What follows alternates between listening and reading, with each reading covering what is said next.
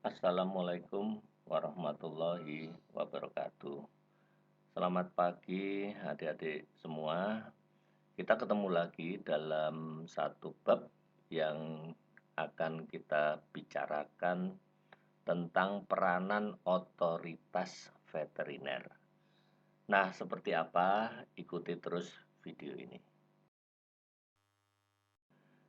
Menurut ketentuan Undang-Undang Nomor 18 Tahun 2009, bahwa otoritas veteriner itu adalah satu kelembagaan pemerintah yang dibentuk ya dalam rangka mengambil keputusan tertinggi ya yang bersifat teknis kesehatan hewan, tentu saja dengan melibatkan keprofesionalan dari dokter hewan dan dengan mengerahkan semua lini kemampuan profesi, mulai dari yang pertama adalah mengidentifikasi masalah, kemudian yang kedua adalah menentukan kebijakan, yang ketiga adalah mengkoordinasikan pelaksanaan daripada kebijakan tadi, dan yang keempat adalah mengendalikan teknis operasional di lapangan. Adik-adik sekalian, kalau kita renungkan tanggung jawab daripada otoritas veteriner yang begitu besar, maka dia harus punya kewenangan. Nah, kewenangannya seperti apa? Antara lain adalah memasuki areal peternakan. Jadi kalau dia merasa perlu untuk memasuki, maka dia bisa memasuki. Kemudian yang kedua adalah menutup kandang. Jadi kalau dilihat kondisi di lapangan, wah ini bahaya, ada penyakit yang menular strategis, maka dia bisa meminta untuk menutup kandang. Kemudian berikutnya adalah mengisolasi areal peternakan. Jadi supaya tidak berkembang penyakit itu kemana-mana, maka areal peternakan itu harus diisolasi.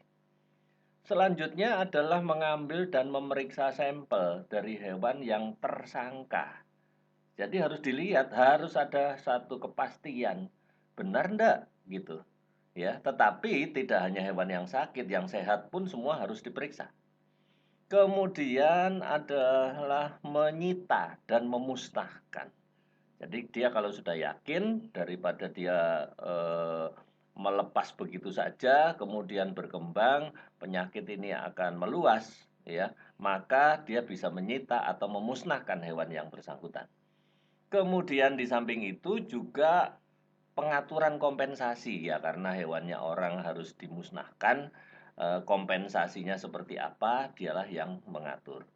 Kemudian yang terakhir antara lain adalah apabila diperlukan, dia bisa menghentikan lalu lintas ternak dari wilayah yang tertular untuk satu waktu tertentu.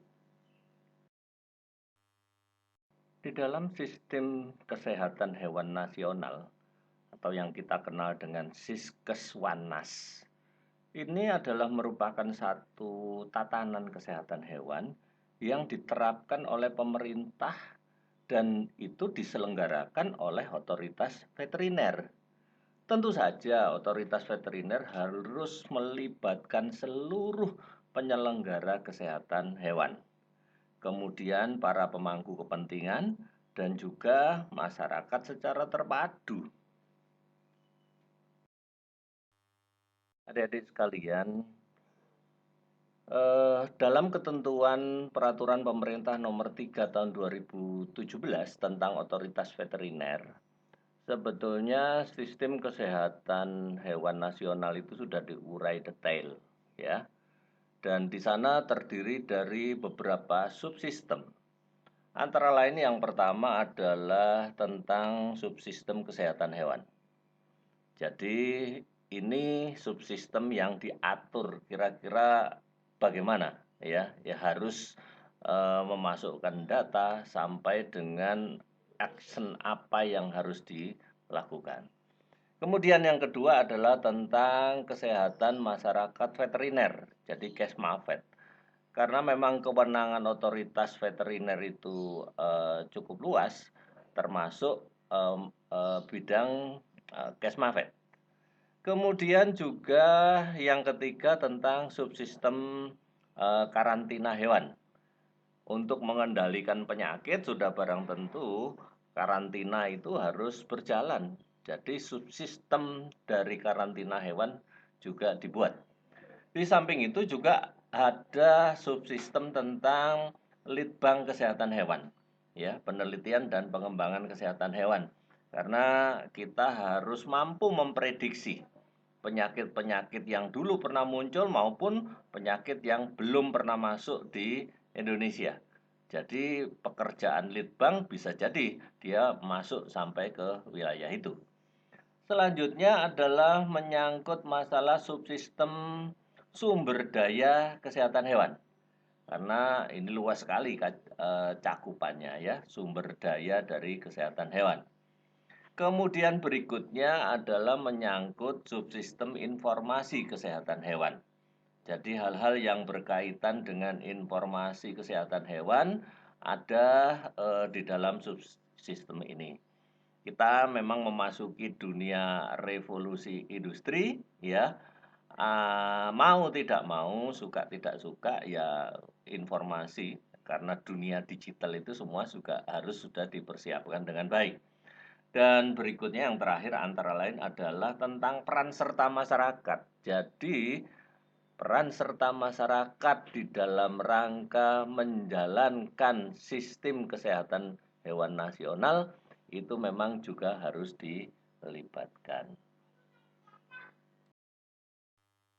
Di dalam struktur organisasi dari kelembagaan otoritas veteriner memang ada di tingkat nasional, di tingkat kementerian, kemudian di tingkat provinsi, dan di tingkat kabupaten kota. Nah, khusus di tingkat kementerian itu memang di sana menggambarkan cakupannya ya. Jadi ada pembidangan. Jadi otoritas veteriner di tingkat kementerian itu ada di bidang kesehatan hewan, kemudian di bidang konservasi sumber daya alam, dan juga di bidang perikanan. Ya, jadi masuk di sana. Nah, khusus untuk otoritas veteriner kementerian di bidang kesehatan hewan itu membawahi 3 ya. Antara lain adalah otoritas veteriner kementerian di bidang kesehatan hewan, kemudian di bidang Kesmafet, dan juga di bidang karantina hewan. Kalau tadi kita sudah bicara tentang kewenangan otoritas veteriner, strukturnya seperti itu. Jadi ada tingkat nasional, tingkat kementerian. Sekarang kita coba lihat kewenangan di tingkat provinsi itu seperti apa. Jadi otoritas veteriner di tingkat provinsi itu punya 7 kewenangan. Antara lain yang pertama adalah menetapkan analisis risiko. Kemudian yang kedua adalah memberikan rekomendasi pemasukan maupun pengeluaran hewan dan produk hewan. Di samping itu juga yang ketiga memberikan respon cepat dalam penanganan wabah. Di samping itu ya tentu memberikan rekomendasi penetapan status wabah, daerah ini kena wabah, atau juga mencabut. Ya, yang kelima itu adalah mencabut. Kemudian yang keenam adalah pemberian sertifikat nomor kontrol veteriner atau sertifikat NKV. Ini yang menyangkut masalah Kesmafet karena produk asal hewan yang beredar di masyarakat itu harus benar-benar aman dan dia dikontrol apakah produsen tadi sudah memiliki sertifikat NKV atau tidak. Kalau punya ya paling tidak itulah bentuk jaminan daripada pemerintah. Kemudian yang ketujuh, yang terakhir adalah pemberian sertifikat veteriner. Jadi memang kewenangan otoritas di tingkat provinsi antara lain adalah 7 item ini. Lalu bagaimana dengan otoritas veteriner di tingkat kabupaten kota? Jadi di tingkat kabupaten kota itu hampir sama dengan provinsi ya. Tetapi bedanya di sini untuk di kabupaten kota dia tidak punya kewenangan untuk memberikan atau mengeluarkan sertifikat nomor kontrol veteriner. Sementara yang lain semua sama.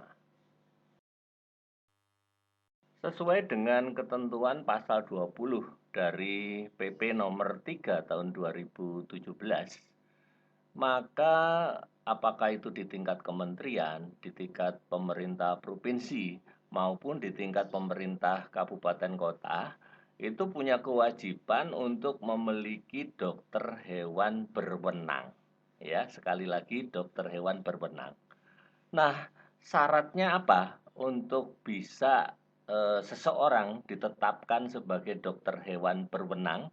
Yang pertama adalah merupakan dokter hewan yang berstatus PNS atau sekarang aparatur sipil negara, ya ASN.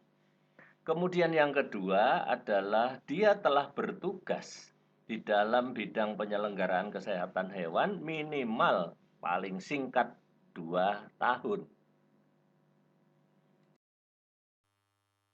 Nah, selanjutnya di dalam otoritas veteriner itu kan memang punya kewenangan untuk mengambil keputusan teknis ya yang tertinggi. Maka dokter hewan berwenang ini yang ada di sana tentu saja itu harus memiliki kewenangan untuk memasuki unit usaha guna melakukan inspeksi ya. Jadi itu yang harus dimilikinya. Nah, di dalam rangka melakukan inspeksi sudah barang tentu harus didasarkan atas surat tugas ya. Jadi harus ada surat penugasan. Dari mana? Yang pertama adalah dari pejabat otoritas veteriner. Kalau bisa jadi di tingkat kementerian atau juga di tingkat provinsi maupun kabupaten kota, ya. Yang kedua sudah barang tentu pimpinan daripada perangkat daerah provinsi maupun perangkat daerah kabupaten yang punya kewenangan untuk melaksanakan penyelenggaraan kesehatan hewan sudah barang tentu sesuai dengan kewenangannya, itu dia harus memberikan dukungan penuh terhadap dokter hewan yang menjalankan tugasnya. Adik-adik mahasiswa semua, sekarang kita sampai kepada wewenang dokter hewan. Wewenang dokter hewan secara umum itu apa sih sesungguhnya? Di dalam pasal 21 PP nomor 3 tahun 2017 diatur detail ya. Yang pertama adalah penentuan ruminansia yang tidak produktif. Kenapa demikian? Kalau ternak ruminansia itu semua tanpa pemeriksaan kemudian disembelih, maka bisa jadi dia masih produktif. Nah, kalau masih produktif, sudah barang tentu populasinya bisa terganggu ya. Karena masih produktif kok disembelih ya. Itulah sebabnya maka penentuan ruminansia tidak produktif itu kewenangan dari dokter hewan. Kemudian yang kedua adalah visum et repertum ya. Ini yang mengindikasikan pada penyakit yang berbahaya. Kemudian yang ketiga adalah pengesahan penerapan kesejahteraan hewan. Karena kesejahteraan hewan itu penting ya. Tanpa kesejahteraan hewan yang disahkan oleh dokter hewan, jangan-jangan dia belum memenuhi syarat kesejahteraan hewan ya. Jadi harus dokter hewan yang menentukan. Kemudian yang keempat adalah sistem jaminan keamanan dan mutu produk hewan. Ya, karena yang beredar itu menjadi tanggung jawab dokter hewan. Yang kelima adalah penerapan biosecurity dalam sertifikat bebas penyakit. Jadi kalau ada satu wilayah yang dia belum mendapatkan sertifikat bebas penyakit, maka harus diterapkan biosecurity dan dokter hewanlah yang paling tahu. Kemudian yang keenam adalah penetapan status kesehatan hewan. Saya kira ini sudah sering kita bahas. Kemudian yang ketujuh adalah mengeluarkan surat keterangan baik kesehatan hewan maupun produk hewan. Yang kedelapan adalah menguji dan mengawasi keamanan pakan. Adik-adik sekalian, bahwa keamanan pakan untuk dikonsumsi oleh ternak, oleh hewan, itu juga harus mendapatkan pengawasan dan diuji, ya. Kemudian yang kesembilan adalah menutup sementara lokasi yang diindikasikan wabah, ya. Dan yang terakhir, yang ke-10 adalah memberikan rekomendasi penghentian sementara proses produksi apabila dianggap bahwa unit produksi itu berbahaya dan merugikan masyarakat luas, ya. Itulah sebabnya dia harus punya kewenangan untuk memberi rekomendasi penghentian sementara proses produksinya. Sekarang kita sampai kepada bagian akhir dari video ini. Jadi semua yang dilakukan harus merujuk pada pedoman praktek kedokteran hewan, ya. Nah, lalu siapa yang melakukan pengawasan? Apakah pedoman ini sudah baik dan seterusnya? Ya, maka harus dilakukan oleh otoritas veteriner di tingkat nasional. Itu yang punya kewenangan. Tentu bersama organisasi profesi kedokteran hewan yang kita sebut dengan PDHI itu, ya. Nah, di dalam ketentuan pasal 81-nya bahwa ketentuan lebih lanjut mengenai penyusunan pedoman pengawasan dan evaluasi terhadap pedoman praktik kedokteran hewan itu diatur, ya, akan diatur dengan peraturan menteri. Jadi sekarang sudah keluar peraturan Menteri Pertanian nomor 3 tahun 2019 tentang pedoman pelayanan jasa medik veteriner. Barangkali pada bab yang akan datang kita nanti akan bicara materi ini. Nah, adik-adik sekalian, itulah materi yang saya sampaikan melalui ringkasan dari video ini. Jadi mudah-mudahan Anda semua bisa menangkap dengan baik. Tentu seperti biasanya mudah-mudahan Anda juga penasaran sehingga Anda tertarik untuk mengikuti perkuliahan dengan baik. Silahkan aja persiapkan beberapa pertanyaan yang patut disampaikan sehingga kita bisa mendalami semua materi yang berkaitan dengan otoritas veteriner ini. Terima kasih atas perhatiannya, mohon maaf atas kekurangan. Billahi taufik walhidayah. Wassalamualaikum warahmatullahi wabarakatuh.